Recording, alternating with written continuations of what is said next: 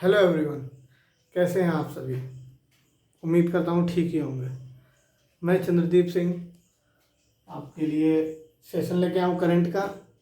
आपने हेडिंग देखी ली होगी कि क्या गायब हो जाएगा प्रशांत महासागर। हम लोगों ने जियोग्राफी में एक दूसरा लेसन पढ़ा था, याद हो आपको तो। मैंने अपनी दूसरी वीडियो में बताया था ना, कॉन्टिनेंट ड्रिफ्ट, अल्फ्रेड वेगनर।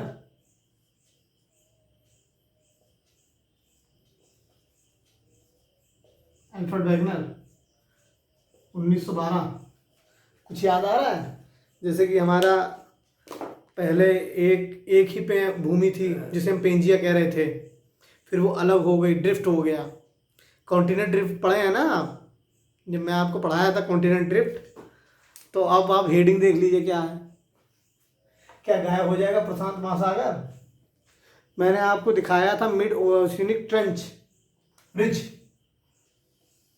ऐसे थी, ऐसे जो एस आकार का बना रही थी, जिसको कहते हैं एस आकार का सागर, अटलांटिक महासागर। अटलांटिक महासागर आपने सुना है ना, जो एस आकार का सागर होता है उसे अटलांटिक महासागर कहते हैं। वो मैंने कुछ इस तरह बताया था ना कि अंदर सियाल सीमा पढ़ाया था ना मैंने आपको, जैसे बताया था ना, सियाल भूमि पर पट्टी, क्रस्ट, सीमा, ओशियन, ओशियन का बेस पढ़ाया था ना। जैसे मैंने बताया था ना आपको इस तरह, ओशियन वाला। जिसने ना देखा हो वो मेरा सेकंड और थर्ड लेक्चर देख लीजिएगा। फिलहाल तो ये करंट का टॉपिक है।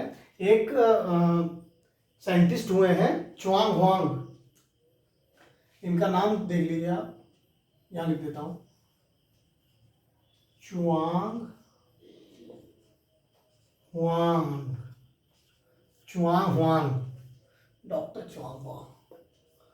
इन्होंने ये बताया है कि जैसे पृथ्वी अभी दिख रही है, ये क्या हो रहा है, ये कॉन्टिनेंट पास आ रहे हैं।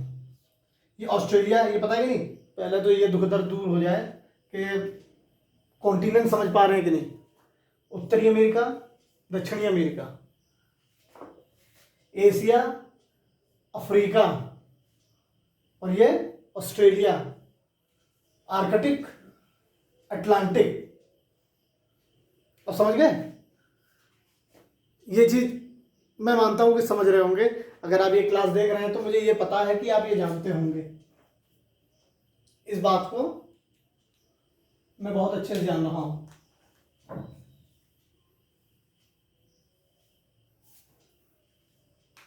यहां पे हो क्या रहा है, ये कॉन्टिनेंट पास आ रहे हैं। ये हर 600 मिलियन ईयर में, 600, हर 600 मिलियन ईयर में ये क्या होता है, ये पहले दूर जाते हैं फिर पास आते हैं। मैंने आपको कॉन्टिनेंट ड्रिफ्ट पढ़ाया था ना, अल्फ्रेड वेगनर ने बताया था कि कॉन्टिनेंट ड्रिफ्ट कर रहे हैं, बताया था ना आपको। तो ये अब ड्रिफ्ट होने के बाद अब नजदीक आ रहे हैं। अब ये समय कब का बताया जा रहा है कि कितने दिनों में ये नजदीक आ जाएंगे। ये इन्होंने चुआंग हुआंग ने बताया है 200 से 300 मिलियन ईयर। अब आप कॉपी कलम रख दीजिएगा, इसको बस सुनिए। जहां से भाई चक्र शुरू हुआ है वहीं खत्म होगा, ये कंफर्म है। पहले एक ही तो भूमि थी, मगर अब पहले जैसे नहीं है। पहले हम लोग क्या थे, यहां से जुड़े हुए थे। ये आपको समझ में आ रहा है? ये मैप मैंने इस तरह बनाया है कि पहले ऑस्ट्रेलिया और दक्षिणी अमेरिका, इन दोनों में मिल रहे थे। ये दोनों एक थे पहले, अब नहीं, ऐसा नहीं है। अब ये दिख रहा है आपको अलास्का, यहाँ का अलास्का, और ये रशिया। पहले अलास्का भी रशिया ही का था, बेच दिया कुछ कारणों के कारण। ये बेरिंग जल संधि है, ये आपस में मिल जाएंगे,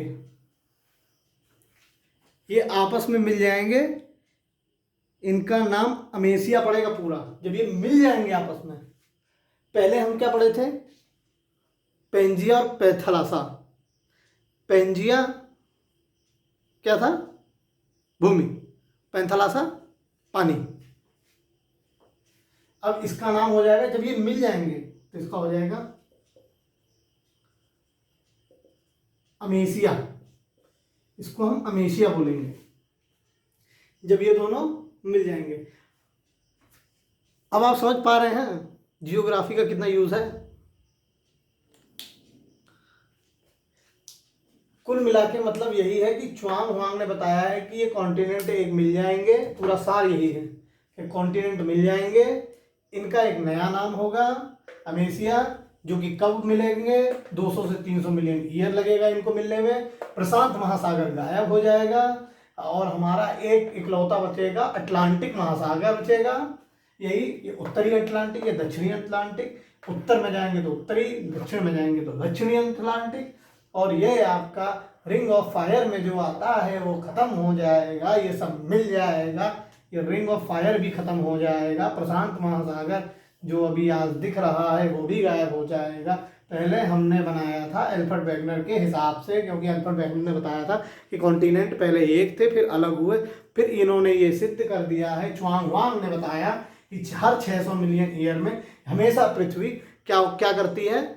एक होती है फिर अलग होती है, फिर एक होती है फिर अलग होती है। यही इन्होंने बताया है और बताया है कि पहले वाटर वाटर था। समझ गए?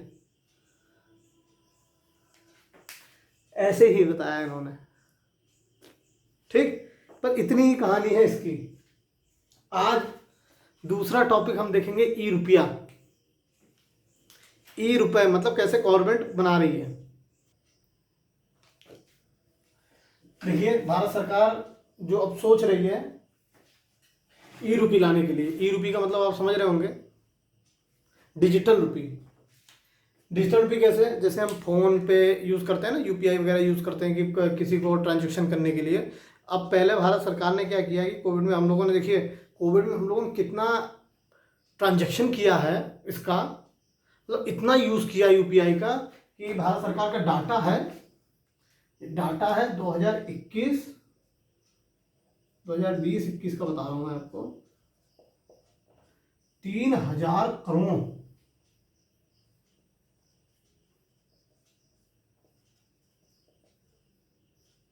3000 करोड़ रुपए का हमने सिर्फ और सिर्फ ट्रांजेक्शन किया है 2020-21 में। 2021 और 22 में देख लीजिए आप, अब तक बता रहा है डाटा,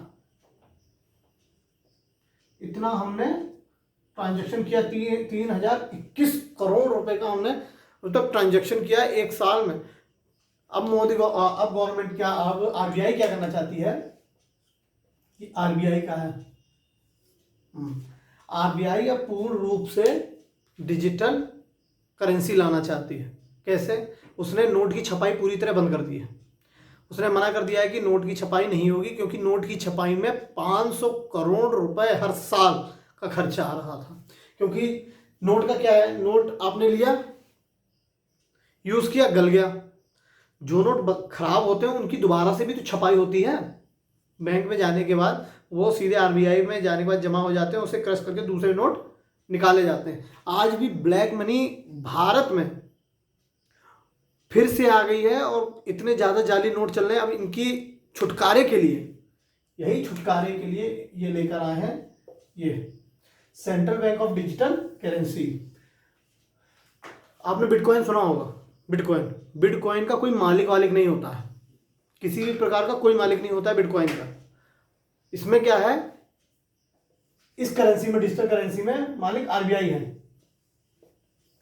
आरबीआई पूरी तरह जिम्मेदारी लेगी। आरबीआई की स्थापना आप जानते ही होंगे 1935, समझ में आया? ठीक, बंबई में। और दूसरी चीज ये है, अब ये दो तरीके से ट्रांजैक्शन लेगा, दो तरीके से। एक होलसेल में लेगा, सीबीडीसी होलसेल, सीबीडीसी आर मतलब रिटेल, मतलब छोटा ट्रांजैक्शन और बड़ा ट्रांजैक्शन। क्योंकि देखिए कुछ भी हो सकता है, जैसे बहुत कंपनी टू कंपनी ट्रांसफर करना है तो होलसेल में ट्रांसफर कई हजारों करोड़ रुपया ट्रांसफर होंगे। जो रिटेल में का मतलब ये है कि हम छोटा 10 रुपया कहीं पेड कर दिया, 50, अब तुम गए कहे गुरुजी हमारे में 1000 रुपया डाल दो, समझ रहे हो। अब बैंक क्या करेगी, अब आपको पैसा हाथ में ना देके आपके मोबाइल में देगी, समझ रहे हैं। इसके नुकसान भी हैं फायदे भी हैं। पहले फायदे जान लीजिए, नुकसान पहले टॉपिक जान लीजिए। टॉपिक सीधा यही है कि ये 2 तरीके से ये देगी आपको, एक देगी डायरेक्ट लॉन्च करेगी और एक इनडायरेक्ट। ये 2 तरीके से काम करेगा, डायरेक्ट और इनडायरेक्ट। इसमें 4 बैंकें हैं जो ये काम करेंगी, 4 बैंकें, SBI, PNB, bank of Baroda, एक union bank, union bank of India, 1 2 3 4 बैंकें हैं जो इसमें काम करेंगी। आपको ये पता होगा कि हमने ब्लैक धन को खत्म करने के लिए डीमोनेटाइजेशन शुरू किया था, वो भी फेल हो गया, क्योंकि आज भी मार्केट में इतने जाली नोट तैर रहे हैं, मतलब फ्लो कर रहे हैं, इतने ज़्यादा चल रहे हैं, क्योंकि अब सरकार ये अभी भी अपनी विफलता मान रही है डिमोनेटाइजेशन को लेकर। उसकी गलतियों को सुधारने के लिए अब जब आदमी भाई डिजिटल में ही सब कुछ करेगा तो तुम पैसा बचा कैसे रखोगे। जैसे तुम्हें घूस मिली 1 लाख रुपया, उसे बैंक में तो जमा कर नहीं सकते, कहाँ रखोगे, घरों में। इसी को कहते हैं ब्लैक मनी, जिसपे आप टैक्स ना दें। पैसा चोरी का चोरी का मतलब यही होता है कि आप देश से टैक्स चोरी कर रहे हैं। टैक्स चोरी मतलब है आपके पास 1 करोड़, दिखा रहे हैं 10 लाख, दे रहे हैं 10 लाख पे टैक्स, बच गया 90 लाख, समझ गए। ये होता है ब्लैक मनी। तो उसको दबा दबा के जो रखें, अगर आपके पास पूरा पैसा ही डिजिटल हो, सारा पैसा आपके अकाउंट में ही हो, दिखे, बहुत ही ओरिजिनल मनी। तो अपनी विफलता को मानते हुए सरकार ये लाई। और हाँ, ये पायलट प्रोजेक्ट भी शुरू कर दिया गया है एक जगह लाने के लिए। इसको पायलट प्रोजेक्ट के रूप में डिजिटल करेंसी को यूज किया जाएगा, देखा जाएगा कि इसके कितने फायदे हैं, कितने नुकसान हैं। आपको एक डाटा बता दूं मैं, भारत में आज भी 80% लोगों के पास मोबाइल है, 80% लोगों के पास, और 20% लोगों के पास मोबाइल नहीं है, जिसमें से 70% लोग मोबाइल वाला यूज करते हैं, डिजिटल वाला, मतलब जो स्क्रीन टच, ये वाला स्क्रीन टच मोबाइल यूज करते हैं,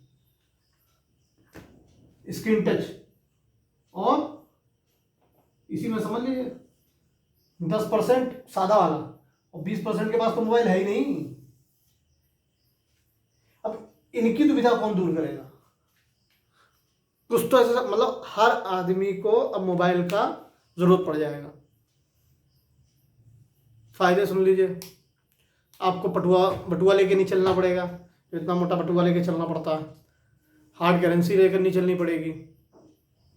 नुकसान सुन लीजिए, नेट अगर नहीं होगा निपट जाओगे, पैसे नहीं रहेंगे। बहुत सी जगह पे तो नेट भी नहीं है ना। सरकार ने 5G लॉन्च किया अक्टूबर में, क्या आप 4G की स्पीड पा रहे हैं? नहीं। तो जब अभी 4G ही नहीं पकड़ा है कायदे से, हम किस दुनिया में चल रहे हैं? ई रुपया की में, ई रुपये में ना। तो पहले सरकार को ये अपना साफ करना पड़ेगा कि जो ये 20% के पास मोबाइल, अभी मोटा मोटा बता रहा हूं, ये कंफर्म नहीं है कि 20% हो, ये डाटा बढ़ के 30 भी हो सकता है। ये मैं अपनी तरफ से जोड़ के बता रहा हूं, कहीं ये सच मत मान लेना भाई। ये 20% है, मैं अपनी तरफ से बता रहा हूं, बढ़ के ये 30 भी हो सकता है, कोई जरूरी नहीं है। ये तो मैं अपनी तरफ से बता रहा हूं कि हाँ हो सकता है 20% लोगों के पास मोबाइल नहीं, जो मोबाइल है ही नहीं उनके पास, दूर दूर तक कीपैड से लेकर कोई मोबाइल ही नहीं है। क्या करेगी सरकार? सरकार करेगी, इनको मोबाइल प्रोवाइड कराया तो मगर अभी ये बहुत दिन की बात है, अभी समय लगेगा इसमें। अभी पायलट प्रोजेक्ट चलेगा, जैसे चाइना में 2 साल से पायलट प्रोजेक्ट चल रहा है डिजिटल करेंसी पे लेकर। 2 साल से पायलट प्रोजेक्ट चल रहा है उस चाइना में, मगर अभी पूरी तरीके से लॉन्च नहीं हुई। और सुन लो, यूएई, इसको आप जानते ही होंगे, यहाँ पे 50% जो तनख्वाह है वो डिजिटल रूप से दी जाती है। डिजिटल रूप से 50%, वो आपको हार्ड कॉपी दी जाती है 50%। 50% हाथ में पैसे मिलते हैं और 50% आपके ऑनलाइन खाते में जाते हैं। समझ रहे हैं? और हाँ, दूसरी चीज ये है कि ये जो हमारा पैसा है ऑथराइज सरकार करेगी, इसको लेने से कोई भी मना नहीं कर सकता है। भाई बैंक टू बैंक ट्रांसफर हो जाएगा, कौन नहीं मना करेगा। आज हम लोग कितना पेमेंट करते हैं, किसी को भेजना है, हाँ मम्मी पैसा भेज दो, मम्मी फ़ोन पे से भेज दी, पापा भेज दो, गूगल पे से भेज दिए।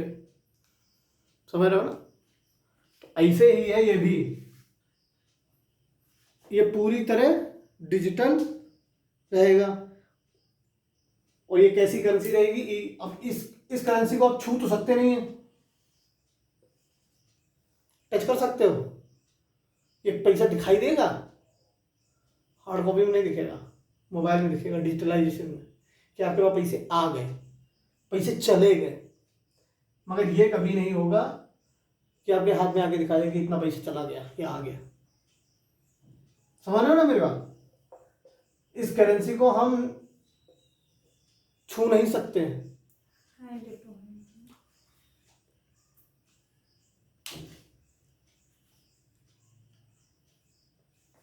चलिए दूसरा टॉपिक भी लिख लीजिए, अंतरिक्ष में। अब सोच लो, चाइना पायलट प्रोजेक्ट बनाया, सब लोगों ने चिल्लाया कि मैं हाइपरसोनिक मिसाइल बना। उसने क्या किया, हाइपरसोनिक बना के उड़ा भी दी। सब पूरी दुनिया देखती रहेगी। अरे अमेरिका के न्यूज़पेपर ने, भाई साहब क्या नाम है, कमेंट दिया है कि हाइपरसोनिक मिसाइल का यूज़ किया है चाइना ने। हाइपरसोनिक चिल्लाते रह गए। अब देखो, अब धरती पे लड़ाइयाँ हो चुकी, हमने आकाश भी बांट लिया अपना अपना। अब लड़ाई होने वाली है आकाश से भी ऊपर, अंतरिक्ष की। अंतरिक्ष में अपने आप को मजबूत इस समय चाइना कर रहा है। चाइना ने अभी लेजर सैटेलाइट्स जो है वो लॉन्च की हैं। इसका मतलब आप समझ रहे हैं, उन्होंने ये बता दिया कि हम अंतरिक्ष में भी आपकी सैटेलाइट को फोड़ सकते हैं, मेल्ट भी कर सकता है और कैप्चर भी कर सकता है चाइना अंतरिक्ष में।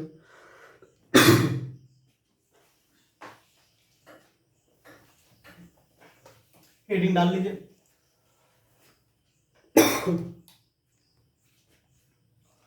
तो आप समझ रहे हैं, अंतरिक्ष में युद्ध करने की अब आखिरी लड़ाई जो होने वाली वो अंतरिक्ष की होगी, हर प्रकार से।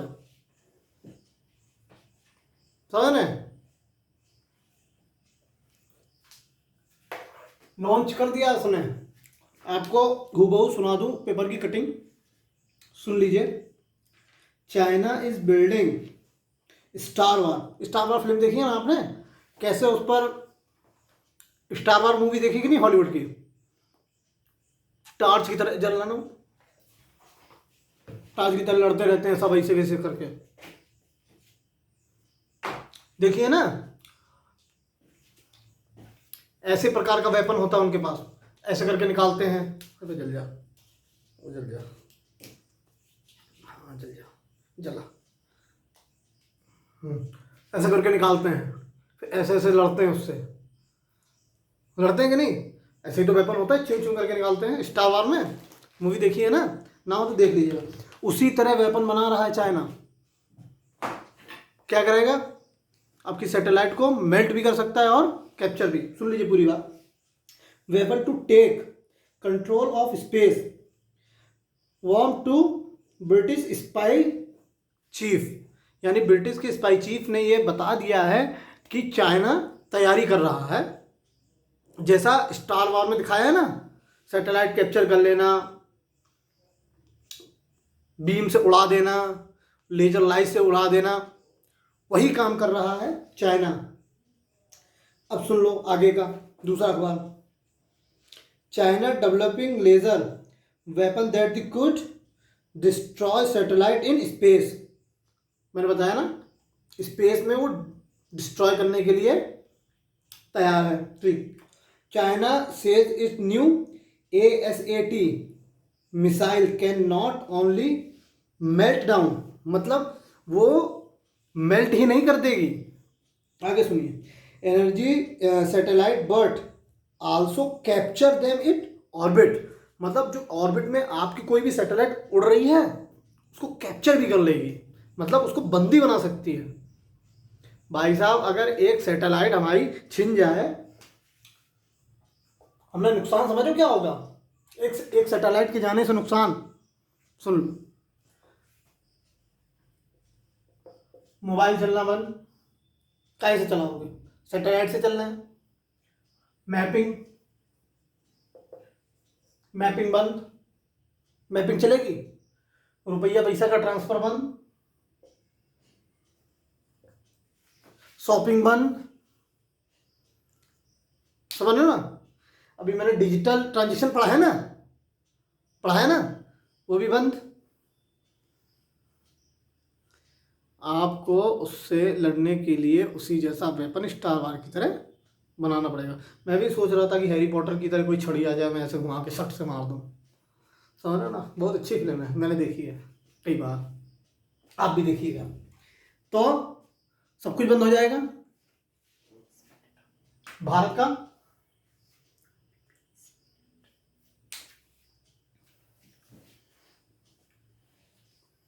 ठीक, और हाँ दूसरी चीज और, चाइना ने अपना स्पेस स्टेशन भी लॉन्च कर दिया, पता चला। स्पेस स्टेशन का, इसके स्पेस स्टेशन का नाम है टेंगोंग स्पेस स्टेशन है इसका। अलग होकर उसने स्पेस स्टेशन भी बना लिया है कि जाओ लड़ाई वड़ाई करने के लिए तैयार रहना। और अब दूसरी न्यूज़ सुन लीजिए, ब्रिक नाटो से एग्जिट करने वाला है, यानी कौन, आगे देखिए, आपने हेडिंग देखी, कौन छोड़ देगा नाटो, जिसके लिए यूक्रेन बर्बाद हो गया। यूक्रेन की बर्बादी दिख रही है ना, ये छोड़ नहीं चाहता है, नहीं मुझे रहना ही नहीं नाटो के साथ। जानते हो क्यों, मजबूरी है इसकी, इसके पास गैस रसिया से आती है।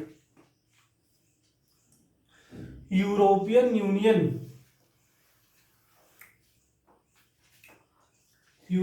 यूनियन भाई पूरी तरीके से पूरी 50% डिपेंडेंट है रसिया पे कि भाई तेल भेजो। इतनी कीमतें बढ़ गई हैं फ्रांस में तेल की कि 3-3 किलोमीटर की लाइन लगी है तेल भरने के लिए।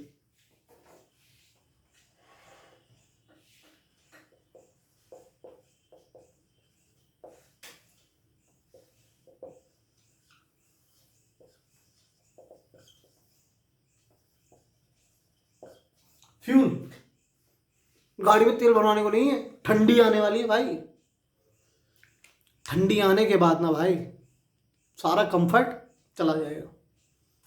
इनके पास इतनी महंगी गैस है इस समय, क्यों, कारण तेल की सप्लाई रोक दी है रसिया ने। तेल की सप्लाई क्यों रोक दी, कारण यूक्रेन की मदद। ये बहुत कायदे से हथियार भेज रहे थे कि जाओ लड़ो लड़ो, आओ लड़ाई कर लो, कर लो लड़ाई, कर लो लड़ाई, लो रोक दिए। सन कहा है व्लादिमीर पुतिन,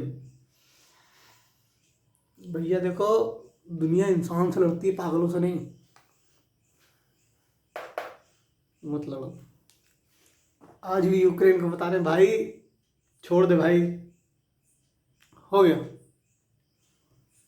समझ लो, तुम्हारे चक्कर में फ्रांसीसी मर रहे, यूरोप यूनियन के,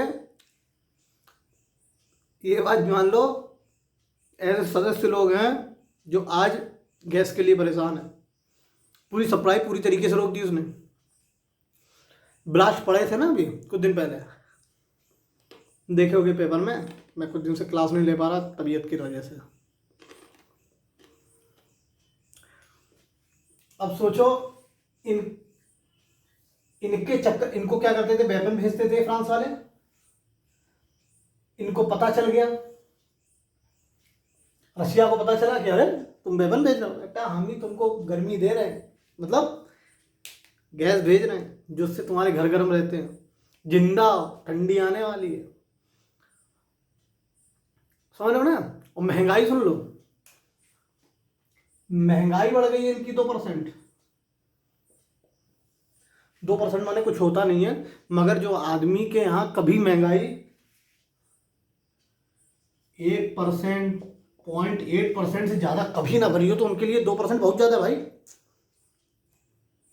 और प्लस दूसरी बात, कोई बहुत बड़ा इशू नहीं आ जाएगा अगर क्या, मगर आदमी अपने कंफर्ट से निकलना नहीं चाहता है। फ्रांस इतना कंफर्ट में रहना चाहता है कि उसको हल्की सी कंफर्ट में दिक्कत हो रही है, क्योंकि उनको नहीं मिल पा रहा है तेल, नहीं मिल पा रही है गैस, उसकी वजह से कीमतें बढ़ गई हैं, लोग नहीं खरीद पा रहे हैं। तो क्या कह रहे हैं कि आप नाटो से एग्जिट करो। जो ये रुपया, मतलब कुछ ना कुछ साझेदारी रहती है ना नाटो में, तो इनकी साझेदारी है 1.9%। कितने का? अपनी जीडीपी का,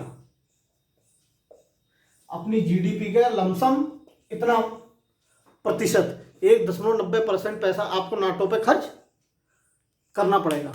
और फ्रांस की जनता क्या कह रही है कि आपको नाटो से बाहर निकलना है। ये पहली बार एग्जिट नहीं कर रही है, दूसरी बार एग्जिट करेगी। एक बार और निकल चुकी है, समझ रहे हो। और कब निकली है वो ढूंढना पड़ेगा आपको, 1923 में भी देख लीजिएगा, दोबारा निकल रही है, समझा। वो कह रही है कोई बात नहीं, हम नाटो दोबारा छोड़ देंगे। क्यों, क्या कारण है दोबारा छोड़ने का? ये कारण है कि हमें रशिया से रिश्ते नहीं बिगाड़ने। आप हमेशा देखिए यूनाइटेड नेशन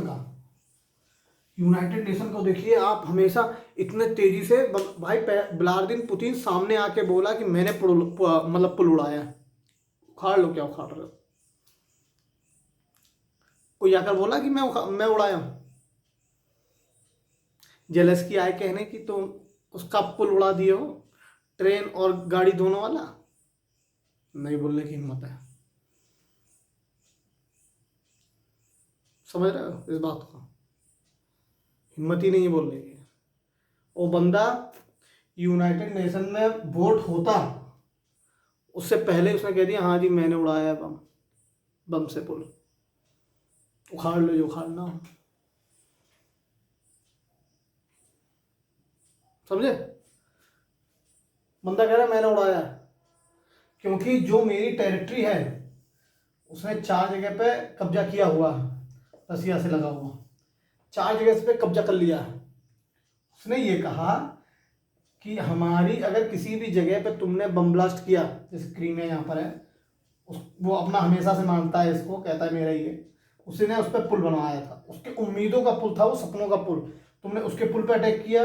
उसका डायरेक्ट कहना है कि हमारे पुल पे, हमारी टेरिटरी पे अटैक करने वाले को हम आतंकी हमला मानेंगे। आतंकी हमला मानते ही उसने सीधे यूक्रेन पे अटैक कर दिया।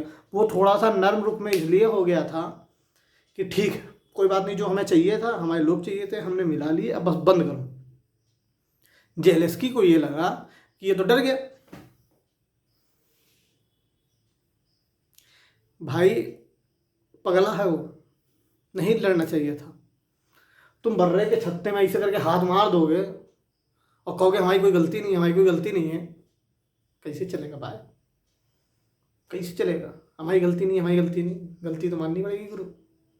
बर्रे के छत्ते में हाथ क्यों मारे? किसने कहा था तुमसे? अब बर्रे जब काटने की दौड़ी हैं तब सोच रहे हो अरे मुझे मार रहा है, मुझे मार रहा है, देख लीजिए रूस को। क्यों गलती की तुमने? इसी चक्कर में नाटो करो बहुत नरम होता जा रहा है। कह रहा है भैया हम कुछ नहीं कर सकते। पहले सदस्य बनना था नाटो का, नाटो भी कुछ नहीं कह रहा है, यूनाइटेड नेशन भी कुछ नहीं कह रहा। बहुत हाँ बहुत दुख है, मैं इनकी बात का कंडेम्प्ट करता हूँ। क्या है भाई? आप जान लीजिए किससे आप टकरा रहे हैं, ये बहुत ज़रूरी है। तुमने अपने आप को बर्बाद किया। इसमें सही चीज़ मानने की यही है कि यूक्रेन ने अपने आप को खुद लड़ाई में झोंक दिया। समझ रहे हो? मैं तो ये कहूँगा कि शांति बनी रहे, लड़ाई वड़ाई ना हो, बातें चीतें ख़त्म हो जाए। देखो भाई, अगर लड़ाई होती है तो दोनों तरफ का ही नुकसान है। कुछ हथियार तुम्हारे पास है तो सामने वाले के पास भी हैं। अगर सामने वाला ताकतवर है, थोड़ा आराम से यूज़ कर रहा है, तो उसको कमज़ोर ना समझते हुए कभी भी अटैक मत करो। चलो ठीक है, ये तो अपनी खुद की, ये मेरी खुद की है, मैं किसी की पर्टिकुलर नहीं कह रहा हूँ, मैं मानता हूँ ऐसा। समझ लो ना? हाँ, तो कहाँ थे हम? जीडीपी पे हो गया, ऑयल हो गया, सब बंद हो गया, पैसा बढ़ गया, ये परेशान है, बर्बाद हो रहे हैं। अब ये क्या करें? अब क्या करेंगे? कुछ नहीं। अब ये करेंगे कि हमें किसी तरीके से हमारी जान बख्श दो। अब ये बहुत जल्दी ही नाटो से अलग हो जाएगा कि जिससे हम रसिया से तेल मंगा सकें। भारत ने क्या कहा? बाद में डायरेक्ट कह दिया कि हमारा मन करेगा वहाँ से मंगाएंगे तेल। याद है?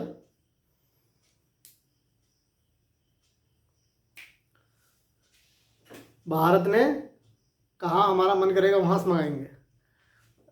ऐसे ही फ्रांस भी बनना चाह रहा, जो जहाँ से चाहे वहाँ से तेल मंगाना चाह रहा। तो आज के सेशन के लिए इतना ही। Thank you for watching. Class अच्छी लगी हो तो लाइक शेयर और कमेंट जरूर कीजिएगा। धन्यवाद।